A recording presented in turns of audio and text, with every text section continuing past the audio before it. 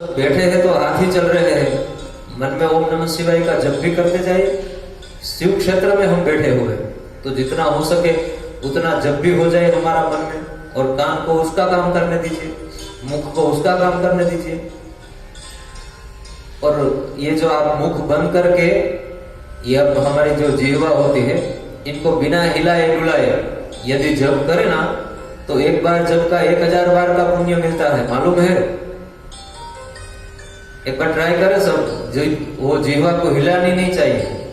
यहाँ पर ये आगे वाला जो जीवा का भाग है वो ऊपर की तरह थोड़ा सा टच कर दीजिए, रख दीजिए, और फिर जब करें 10 बार करेंगे तो वो अपना आप हिलने लगेगी,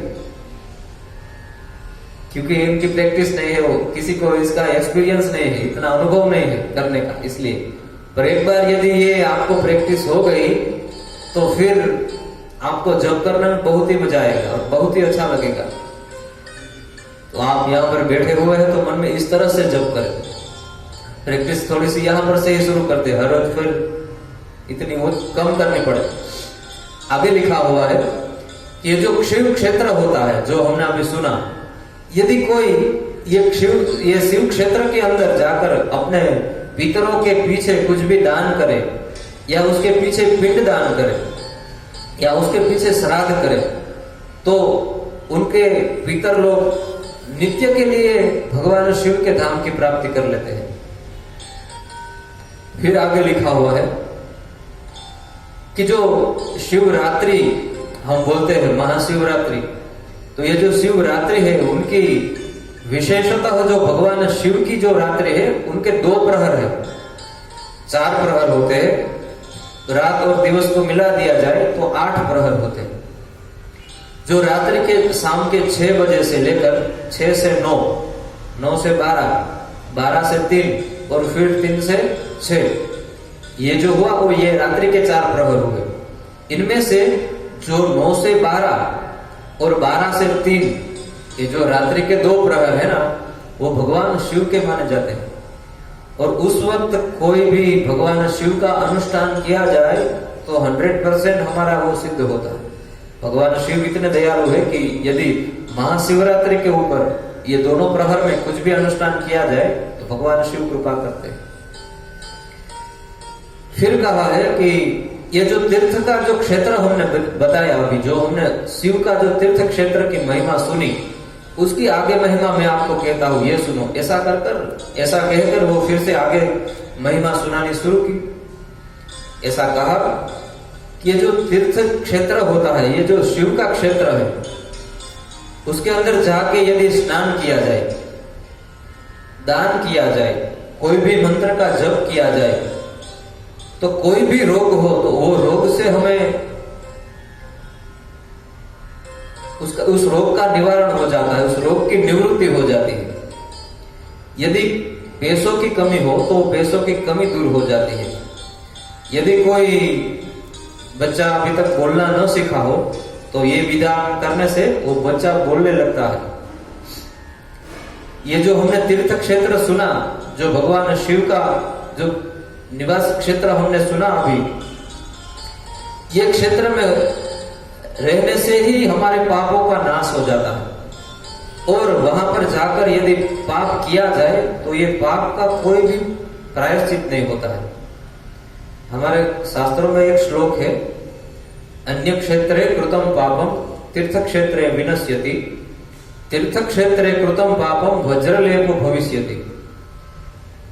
यदि तीर्थ के अलावा किसी भी जगह पर हमने पाप यदि किया हो तो वो पाप हम यदि तीर्थ में जाए तो हमारा पाप धुल जाता है। पर यदि हमने तीर्थ में जाकर कोई पाप कर दिया तो उनका कभी भी प्रायश्चित नहीं हो सकता है, कभी भी नहीं। इनमें से गंगा स्नान के लिए कितने गए हैं? भारत में कितने गए? जब भी गंगा पर गए ना, तो जब स्नान करते हैं तो क्या करते हैं? साबुन लेकर जाते हैं साथ में, और फिर वो साबुन से नहाते हैं। और फिर वहां पर ऐसा नहीं करना चाहिए, तीर्थ यही करना है तो हमारा बाथरूम ऑलरेडी वहां पर भी है, जो जिन होटल में हम उतरे हैं वहां पर, तो वहां पर स्नान कर लेना चाहिए।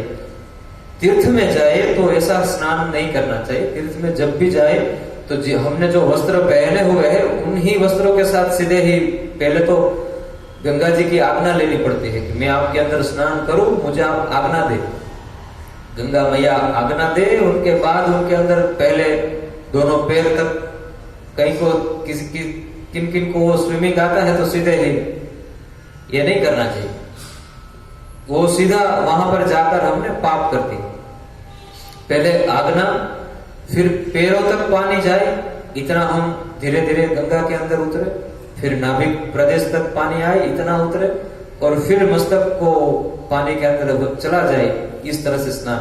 और 3 डुबकी लगानी है, 3 बार तो लगानी है, कितनी भी ठंड हो। जो विंटर के सीजन में गए तो उसको मालूम होगा कि हरिद्वार में कितनी ठंड होती है।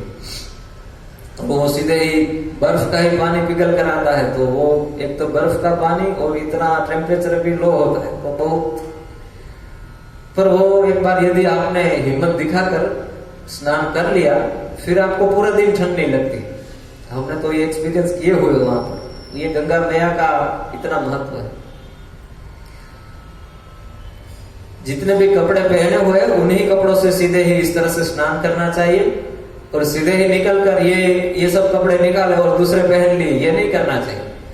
ये गिले जितने भी हमारे वस्त्र है, वो गिले वस्त्रों से ही वो गंगा जी के किनारे के ऊपर हमें खड़ा रहना है। जो जितना भी पानी हमारे शरीर में से, हमारे वस्त्रों में से निकलेगा और भूमि के ऊपर पड़ेगा, वो सभी पानी सीधे ही हमारे पितरों को मिल जाता है। यदि हम श्राद्ध करें या ना करें, तो ये पानी तो हमको मालूम भी नहीं होता कि हमारे पितरों को मिल जाए। इस तरह से सीधा मिल जाता है पानी पितरों को। तो ये इस तरह से गंगा स्नान करना चाहिए। पर यदि हम जाकर वो साबुन की एक पन्नी में भरकर जाते हैं, साबुन से नहा लिया और पन्नी डाल दी गंगा जी के अंदर, फिर वो दिए बेचने वाला आया, बहन जी एक दीवा ले लीजिए। तो बहन जी ने दीवा लिया, भैया जी माचिस चाहिए, देंगे? माचिस ली, दिया जलाया, वो जो दिया की जो बातें थी वो जो कास्ट की, उसको डाल दिया गंगा जी में, तो दिया भी फिर से छोड़ दिया गंगा जी। ये तो आपने गंगा जी को जाकर दूषित किया। कहां पर शुद्धि की? जाते हैं हमारी शुद्धि के लिए हम, पर आते हैं गंगा जी को दूषित कर। तो ये तीर्थ के अंदर जाकर ऐसा कोई भी हमसे पाप हो जाए, तो ये पाप का कभी भी प्रायश्चित नहीं है। वो वज्रलेप हो जाता है और उनका कभी प्रायश्चित नहीं होता। तो कभी भी भारत देश में जाए तीर्थों में स्नान के लिए, तो ये बात हमेशा के लिए आप ख्याल रखिए। फिर आगे कहा कि 60 मुख वाली सरस्वती है, उन नदी में स्नान करने से वो ब्रह्म पद की प्राप्ति करा देती है। नर्मदा जी में यदि स्नान किया जाए तो वो विष्णु पद की प्राप्ति कराती है। कावेरी जो कृष्णा है वो 18 मुख वाली है, उनके अंदर हम यदि जाकर स्नान करें तो हमारे सर्व पाप में से हम मुक्त हो जाते हैं। गंगा के अंदर जब जाकर स्नान करें तो हमें इच्छित वस्तु की प्राप्ति हो जाती है। जो कुछ भी हमें इच्छित वस्तु हो वो मिल जाती है। गोदावरी में यदि हम जाकर स्नान करें तो ब्रह्म हत्या और गौ हत्या से हमें मुक्ति मिल जाती है।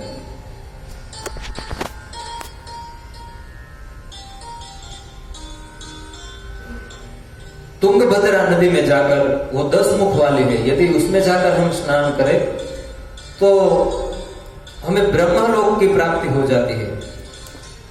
फिर 9 मुख वाली स्वर्ण मुखरी नाम की नदी है, उनके अंदर जाकर यदि स्नान करें तो हम ब्रह्मलोक में जाने के अधिकारी बन जाते हैं।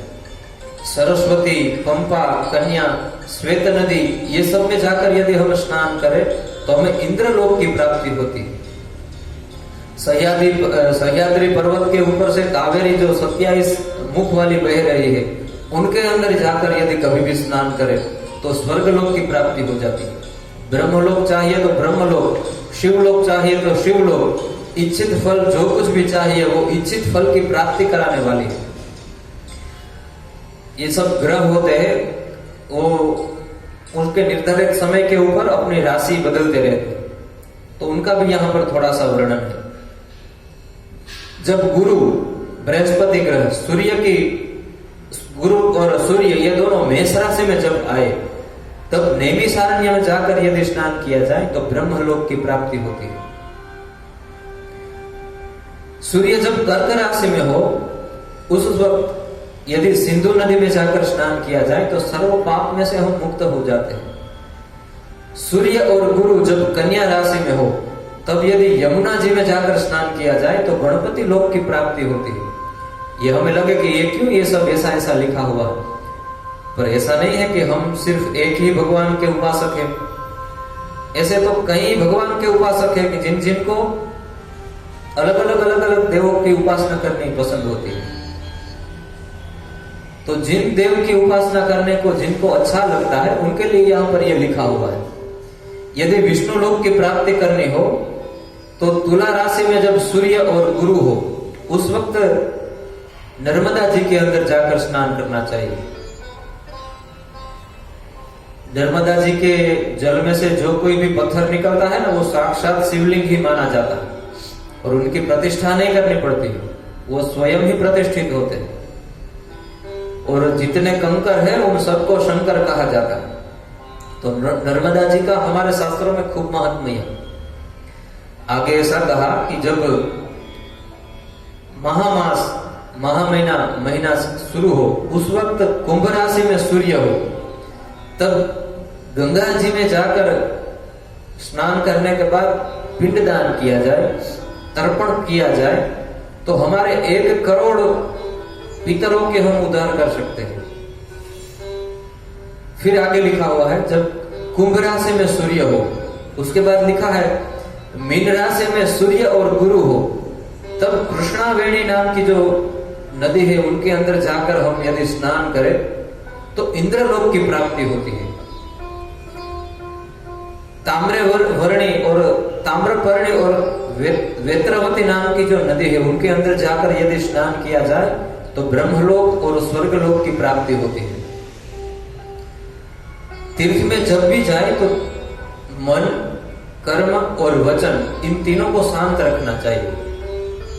जब भी तीर्थ में जाए हम तो मन को शांत रखना चाहिए। तीर्थ में गए और घर पर फोन किया कि वो आचार की डिब्बी घर के ऊपर रह गई है, फ्रिज के ऊपर, वहां से कुरियर कर देना तो ये 3 दिन में हमें हरिद्वार में मिल जाए। यदि तुझे आचार ही खाना था तो घर पर बैठा रहता, वहां पर खा लेता, ये तीर्थ में क्यों आया। तो जब भी तीर्थ में जाए तो मन को अपने काबू में रखे। कहने का तात्पर्य यह है कि मन के ऊपर आप मन को शांत रखे जितना हो सके। कर्म दूसरा, जो कुछ भी कार्य करे तीर्थ में जाकर वो शांति पूर्वक करे। गंगा जी की आरती हो रही हो और सूर्य वो शंखनाद सुनाई दे तो बाहर से कितनों को धक्का दे देकर हम दौड़े दौड़े चले जाते हैं कि रह जाएंगे, हम आरती किए बिना रह जाएंगे। ये नहीं करना है। जब जितना वक्त मिले उतने सिर्फ आरती के दर्शन कर लीजिए। कर्म से किसी के दोष में ना आइए। जब भी तीर्थ में जाए तो कर्म अपना जितना हो सके इतना सात्विक रखे और वचन उसको भी शांत रखे। सात्विकता जितनी हमारी होगी तीर्थों के अंदर जाने के बाद उतना ही उत्तम फल हमें मिलेगा। जब भी हम तीर्थ में जाए तो किसी भी तीर्थ को बिगाड़ना नहीं चाहिए। जो अभी हमने बात की सब ये तीर्थ में जाते हैं तो इस तरह से तीर्थों को हम बिगाड़ कर आते हैं, तो ये नहीं करना चाहिए। जब भी तीर्थ में जाए तो भगवान शिव का ध्यान हमेशा के लिए करना चाहिए। हमारे जो इष्ट देव हो उन इष्ट का हमेशा के लिए ध्यान करना चाहिए। जब भी हम स्नान कर ले उनके बाद मन को शांत करने के लिए जप करने चाहिए। जब हम जप करते हैं तब हमारी मुख से बोले हुए पापों का तीर्थ में जाकर जप करने से उनका नाश हो जाता है। और जो हमारे शरीर ने कुछ भी पाप किए हैं उन पापों को धोने के लिए तीर्थ में जाकर वहां के जो कोई पंडित हो, खुदे ब्राह्मण हो, उनको दान करना चाहिए। उनसे हमारे शरीर से जो कुछ भी पाप हुए हैं वो नाश हो जाते हैं। ये जब दक्षिणा की बात आए ना तो ऐसा लगता है ये पंडित लोग है ना तो ये सभी अपनी वो महत्ता दिखाते रहते हैं कि देनी चाहिए। ऐसा नहीं होता है। देनी ही चाहिए। ब्राह्मण हूं इसलिए नहीं कह रहा हूं, शास्त्रों में लिखा है इसलिए कह रहा हूं। आज मैंने आपको पूजा करवाई और आज आपने मुझे दक्षिणा नहीं दी। सपोज आप आज भूल गए मुझे देना। यदि एक रात बीत गई तो आपको, यदि आपने मन में संकल्प किया था कि मुझे महाराज को यहाँ के टांजानिया के 1000 देने हैं, यदि आज आपने नहीं दिए, एक रात बीत गई तो कल आपको मुझे 10,000 देने पड़ेंगे। 10 गुना हो जाता है एक ही रात्रि में। ये मैं आपको लगे कि ये महाराज बोल रहे हैं, आपको, आप दोनों को हिंदी आती है पढ़नी, मैं स्क्रीनशॉट लेकर आपको भेजूंगा, देखिएगा। क्योंकि यहाँ मुझे दूसरे को, ये 2-3 बहनों को शायद हिंदी, और जो देश की है उनको हिंदी आती होगी पढ़नी। 24 घंटे बीत जाए तो कितनी देनी पड़ती है? 10 गुना। उनके बाद एक मास बीत जाए तो 100 गुना देनी पड़ती है। एक साल बीत जाए तो 1000 गुना देनी पड़ती है। एक साल के उपरांत कितने, कभी भी कोई भी वक्त बीत जाए तो आपके पितर जो स्वर्ग में होते हैं वो भी वहां से नरक में चले जाते हैं। उनके पीछे आप कुछ भी सत्कर्म करें तो वो सत्कर्म भगवान का कभी भी स्वीकार नहीं करते। इनका तो बहुत महत्व है, पर मेरे पास अभी वो, मैंने कई दिनों से पढ़ा नहीं था तो मुझे वो थोड़ा सा उसका स्मरण नहीं आ रहा है अभी, पर आगे के दिनों में कभी भी आएगा तो मैं कहूंगा। और हम जब भी देव पूजा करते हैं तो देव को दक्षिणा धरते हैं, उनका भी महत्व है। ये जैसे यहाँ पर लिखा हुआ है ना कि जो शरीर के पाप है वो दान करने से नष्ट हो जाते हैं, इसी तरह से हमारे पूर्व जन्म के कुछ भी पाप हो उनको धोना हो यदि, तो हमेशा के लिए देव मंदिर में ही देना चाहिए। यहाँ की मैंने कितनों की मेंटेलिटी देखी है, ऐसी बात करते रहते हैं कि देव मंदिरों में तो सभी जगह पर ज्यादा धन है, अब वहां पर देकर क्या फायदा। ये है या नहीं है वो मंदिर का क्वेश्चन मार्क है। हमें हमारा कर्तव्य करना है, हमें हमारा कार्य करना है, यदि हमें सुखी होना है तो। क्योंकि जब भी हम देव मंदिर में दान कुछ भी करते हैं ना, तो वो दान से हमारे पूर्व जन्म के किए हुए पापों को नष्ट किया जाता है। यदि आप सोचे कि ये पूर्व जन्म के, हम क्यों पापों को नष्ट करें। यदि हम पूर्व जन्म के जब तक पाप नष्ट नहीं करेंगे तब तक हमें कुछ ना कुछ आपत्तियों का सामना करना ही पड़ेगा। यदि हमारे पास भगवान ने लक्ष्मी जी की कृपा की है तो लक्ष्मी जी ज्यादा होगी, पर डॉक्टर उसे बोल देगा कि यदि लाडू खाया तो 4 आदमी चाहिए तुझे कंधा देने के लिए, खाएगा तो गया, धन है पर वो खा नहीं पाएगा। यदि धन नहीं है, 10 लाडू खाने की कैपेसिटी है, तो भगवान ने उसको दिया नहीं है। क्यों? क्योंकि पूर्व जन्म के उसके कुछ पाप कर्म ऐसे हैं।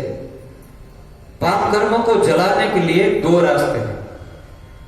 यदि हमें जलाना है पाप कर्म, तो एक तो ये इजीली रास्ता यही है कि हमें जब भी प्रसंगोपात, हमारा जब भी बर्थडे हो उस वक्त देना चाहिए। हमें कुछ भी याद आ जाएगा, आज ये अच्छा दिन है, आज ये मेरे गुरुदेव का प्रागट्य दिन है या कुछ भी, तो उस वक्त जाकर देव मंदिर में जाकर कुछ ना कुछ दान करना चाहिए। 2 रास्ते हैं। पहला है कि आप आपके शरीर को कष्ट दो, जितना भी शरीर को कष्ट दोगे उतना ही आपका पाप नष्ट होगा। किस तरह से? तो कि ठंड की सीजन आई तो स्वेटर ना पहने, पैर में चप्पल ना पहने, यूं ही जमीन के ऊपर खुले में चले, ये सब करेंगे तो हमारा शरीर को कष्ट होगा ना। तो जितना कष्ट होगा उतने हमारे पाप नष्ट होते। ये एक पहला रास्ता है। यदि धूप ज्यादा हो तो धूप में हम बैठे ज्यादा, शरीर को कष्ट देंगे जितना, उतने हमारे पाप नष्ट होंगे। ये पहला रास्ता। और दूसरा रास्ता, हमारे पास ज्ञान हो जाए। और ज्ञान ऐसे तो होगा नहीं। ज्ञान के लिए हमें शास्त्रों को पढ़ना पड़ेगा, शास्त्रों को श्रवण करना पड़ेगा। तो उनमें से हमें ज्ञान की प्राप्ति होगी। जब ज्ञान प्राप्त हो जाएगा तो ये दूसरे रास्ते से हमारे पाप नष्ट होंगे। तो ये यहाँ पर हमने जो बात की ना कि जो वाणी के पाप, जो बोलने से पाप होते हैं, उनको यदि हमें नष्ट करना हो तो जप करना पड़े, और शरीर से जो कोई भी पाप किए उनको नष्ट करना हो तो दान करना पड़े। ये दो ही रास्ते हैं। यदि हम ऐसा ना करें ना तो करोड़ों कल्प के पूरा हो जाने तक ये पाप हमारा पीछा नहीं छोड़ते, हमारे साथ ही चलते रहते हैं। जैसे हमारा साया हमारे साथ ही चलता रहता है जब धूप हो, तो इस तरह से होता है। आगे के एक अध्याय में बताया है कि भगवान शिव की पूजा किस तरह से की जाए। उनके बाद बताया है कि पंच महायज्ञ सभी को करने चाहिए।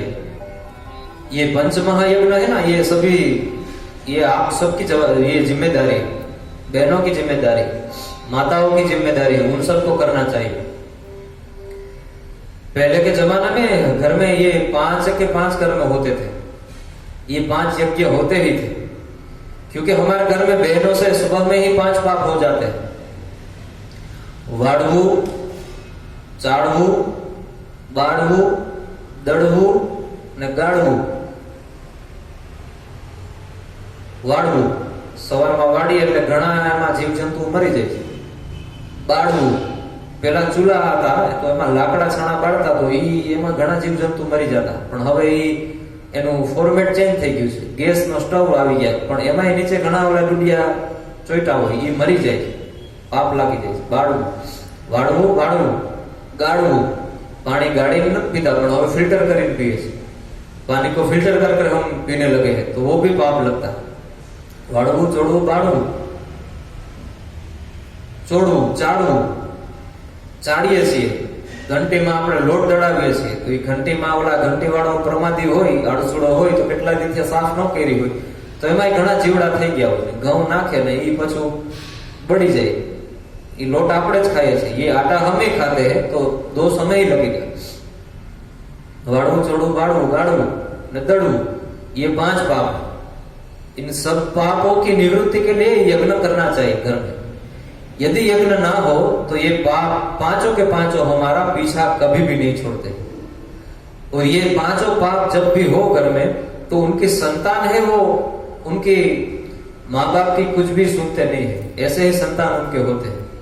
तो यदि अच्छी संतान चाहिए तो ये 5 पापों का हमेशा के लिए घर में से त्याग हो जाए, ऐसा कुछ करना चाहिए। पहला ही है कि अग्नि का पूजन किया जाए। पहले की जो बहनें थी वो जब उसकी शादी होती थी ना तो उस वक्त वो जो